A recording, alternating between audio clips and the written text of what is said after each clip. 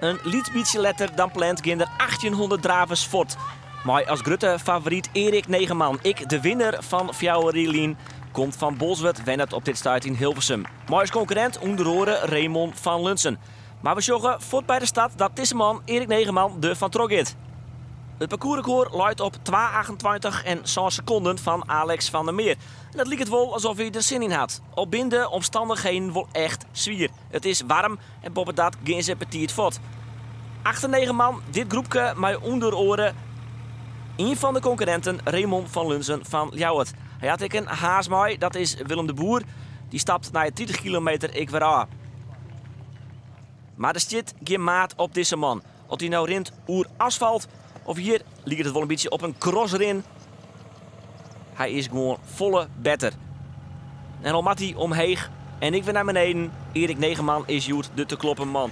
Hij wint dus ik deze wedstrijd van Raymond van Lunsen. Dik 100 minuten vastsprong en nummer 3 wordt Douwe Nauta. De vraag is dan nog eventjes, helpt hier het parcoursrecord? Nou, dat is hier wel duidelijk. Die helpt er absoluut net.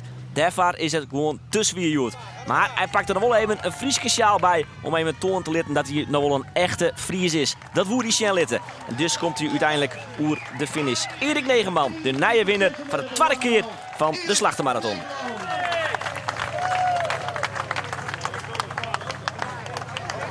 Het is een hele mooie marathon, het is een zware, het is een vroege start en het is 42 kilometer solo.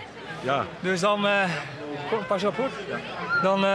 Ja. Dat binnen natuurlijk niet de ideale ingrediënten om heel hard te lopen. Maar nou ja, ondanks de omstandigheden en ik had volgens mij niet zo'n hele goede dag. Dus dit was prima zeg. Hij zit in de pocket, Erik, voor de tweede keer. Ja, nou op naar de derde. Liek bij de maaien weet ik bij de vrouwen deze vrouw mij oermacht. Ilona Kruis van Isbrechtem had het wat dat betreft net al te moeilijk en keer je zelfs nog eventjes.